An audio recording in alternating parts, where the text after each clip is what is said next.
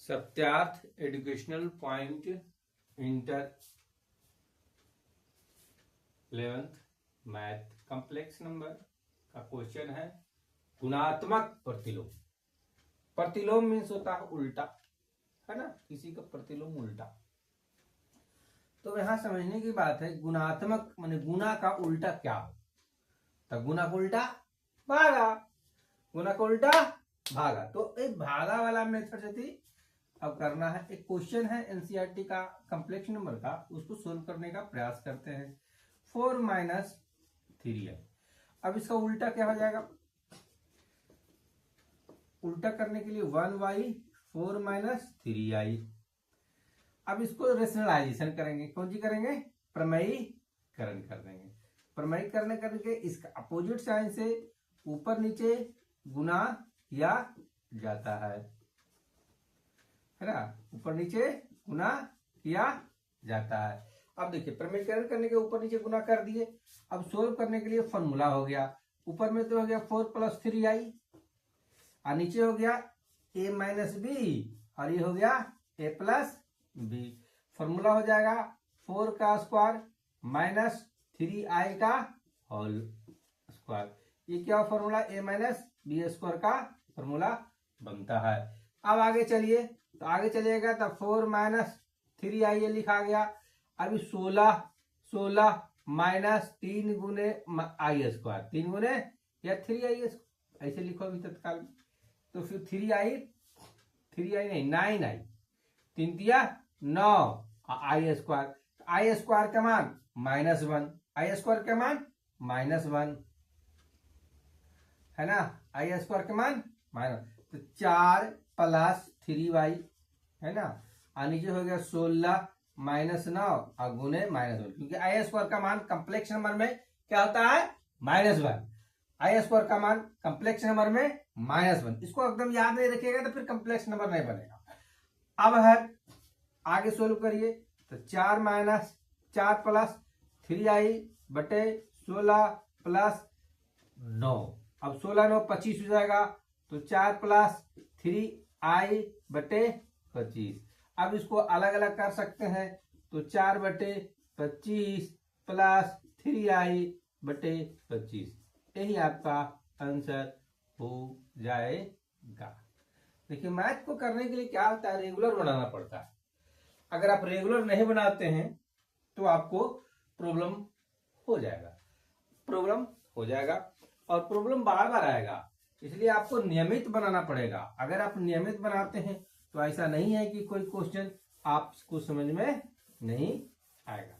एक दूसरा क्वेश्चन लेते हैं प्रतिलोम का, है ना, कॉम्प्लेक्स नंबर में। 11th क्लास का है, एनसीईआरटी का मैथ है ना, एनसीईआरटी का मैथ है। तो मैथ कॉम्प्लेक्स नंबर का एक और मैथ है √5। क्या है?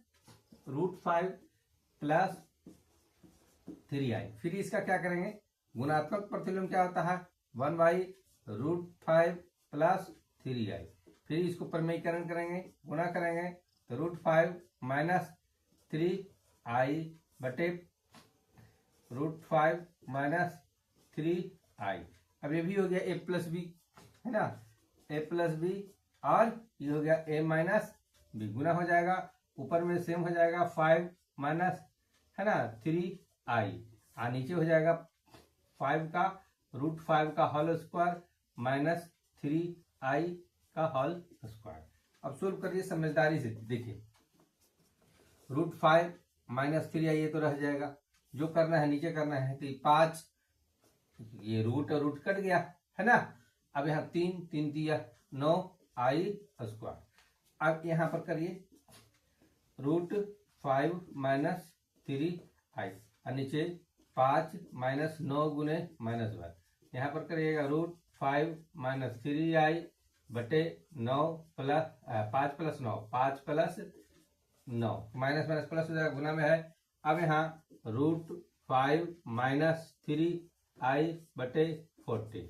अब 14 है तो आप लिख दीजिए √5/14 - 3i/14। ये हिसाब को आपको समझना पड़ेगा। मैथ को रेगुलर बनाइए, नियमित रूप से तो फिर आपको मैथ समझ में आ जाएगा, है ना। तो इस तरह एक हिसाब और हो गया, तो इसको भी आप अब देखें। तो इस तरह मैथ को आप रेगुलर सोल्व अगर करते हैं, हल करते हैं बैठकर, तो आपको समझ में आएगा कि मैथ किस तरह बनता है। मैथ बनाने का एक कोई जादू नहीं है, ये प्रैक्टिस है। प्रैक्टिस अगर करते हैं नियमित किसी का प्रश्न का, किसी प्रश्नावली का, तो आपको बनने लगेगा। अब 13 नंबर देखिए, एक माइनस आई है, इसका गुणात्मक प्रतिलोम लिखना है, तो पहले 1y है ना, माइनस में करके आई लिख देंगे। अब इसको लिखने के लिए क्या करेंगे, इसमें भी प्रमेयीकरण करने का कोशिश करेंगे, अपने तरीके से ऊपर नीचे गुना कर देंगे, आई बटे आई, तो क्या हो जाएगा, ऊपर में आई बच जाएगा, यहाँ तो माइनस का साइन है ही है। अब आई स्क्वायर हो जाएगा, आई स्क्वायर हो जाएगा तो माइनस आई, अब बटे आई स्क्वायर का मान, आई स्क्वायर का मान -1। अभी माइनस खत्म हो जाएगा, आई लिख दीजिए। इसको ए प्लस ए है, इसको Z equal to A plus I B के फॉर्म में लिखने के लिए क्या लिखेंगे, 0 प्लस आई 1, ऐसे करके मैथ में लिख सकते हैं। एक क्वेश्चन और है, लास्ट क्वेश्चन है 14 नंबर का, एनसीईआरटी का पहला क्वेश्चन। इसको समझिए कैसे किए।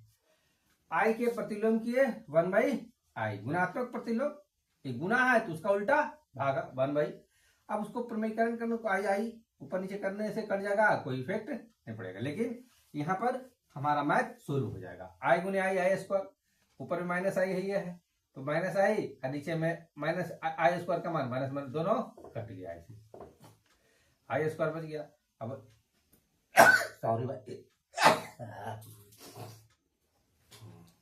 अब इसको Z equal to A plus I के फॉर्म में लिखने के लिए इस तरह आप लिख सकते हैं। चलिए 13 नंबर क्वेश्चन हो गया। एक क्वेश्चन और लास्ट में ले लेते हैं, क्या ले लेते हैं, उसके बाद सोल्व हो जाएगा।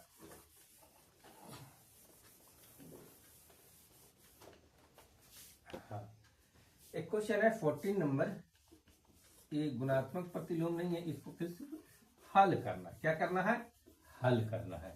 हल कैसे करेंगे, हल करेंगे, इसको सोल्व कैसे करेंगे, ये आपको थोड़ा सा माइंड लगाइए। जैसे 3 प्लस आई रूट 5 है, समझिए, फिर है 3 माइनस आई रूट 5, ये नहीं हो गया ए प्लस बी ए माइनस बी, माइंड चलाइए, माइंड चलाइए, रूट 3 प्लस रूट 2 आई है ना, फिर माइनस रूट 3 माइनस आई रूट है ना 3 है।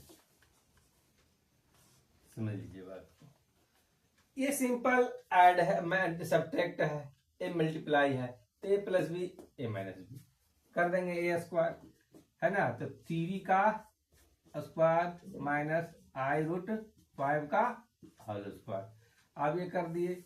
अब यहां पर आ गया रूट 3, ब्रैकेट कर चेंज करिए, माइनस 2i प्लस 2i है, अब माइनस रूट 3, अब माइनस माइनस प्लस आई रूट 3, तो यहाँ प्लस और माइनस के हिसाब से कट गया। ऊपर में अब सोल्व होगा तो 3 तिया 9 माइनस रूट 5 हट जाएगा, तो आई स्क्वायर 5 ऐसे लिख सकते हैं। और इसका ऑप्शन में नीचे में जब जाइएगा तो यहाँ पर आइएगा तो रूट आई प्लस रूट 3, तो यहाँ पर आप पहले लिख दीजिए तो समझ में आएगा, रूट 2 आई प्लस आई को आगे ले लो, आई को आगे ले लो तो ज्यादा समझ में आता है, आई रूट 2 प्लस आई रूट 3 हो गया। अब ऊपर में देखिए, ऊपर में हो जाएगा आई 9 स्क्वायर माइनस ब्रैकेट में -1 मल्टीप्लाई में है ना, और हो जाएगा 5, ठीक है, बटा यहाँ पर आई कॉमन ले लो तो रूट 2 प्लस रूट 3, समझने की बात है। तो ऊपर में हो जाएगा कितना 9 प्लस 5, और नीचे में हो जाएगा रूट 2 प्लस रूट 3 आई, ठीक है। अब देखो यहां पर कर देंगे 14 बाई रूट 2 प्लस रूट 3 आई, फिर यहां पर मईकरण करने का कोशिश करिए तो क्या हो जाएगा 14 इंटू √2 माइनस √3 आई मल्टीप्लाई करिए बटे √2 प्लस √3 आई इंटू √2 माइनस √3 आई। ठीक है, आई स्क्वायर वन माइनस पहले दे दो 14 लिख दो, है ना। अब क्या हो गया, ऊपर में जो है √2 रहेगा, √3 रहेगा, आई रहेगा। अब यहां पर आइए क्या हो जाएगा, अब √2 का स्क्वायर 2, यहाँ 3 का स्क्वायर -3, क्या हो गया 2 माइनस 3 1, है ना, 2 माइनस 3 1 हो जाएगा। 14 √2 माइनस √3। अभी आप कंसेप्ट है तो क्लियर कर लीजिए, कहीं प्रॉब्लम है तो समझ लीजिए, है ना। क्या है भाई, √3, हाँ √3 प्लस √2 ठीक था, फिर माइनस √3 प्लस आई √3, तो 3 कट गया, √2 आई बच गया प्लस √3 आई बच गया। ठीक है, अब इसको कर दिए √2 माइनस √3 से ऊपर नीचे गुना कर दी तो बच गया √2 माइनस, है ना, तो इतना आता है। तो इतना हो जाएगा इसका आंसर। ये तो 1 हो जाएगा ना, तो 1 हो जाएगा, तो यही रह गया आंसर 14, है ना, -14, है ना, √2 माइनस 14 √3, अब -1 कट जाएगा फाइनली रूप से थी। आपको इतना सोल्व कर करके आ जाएगा। ओके, ठीक। आप प्रैक्टिस करिए, प्रैक्टिस रेगुलर अगर करते हैं तो आपको मैथ में प्रॉब्लम बहुत कम होने का चांस है, अन्यथा तो दिक्कत होगा ही, है ना। रेगुलर करिए प्रैक्टिस।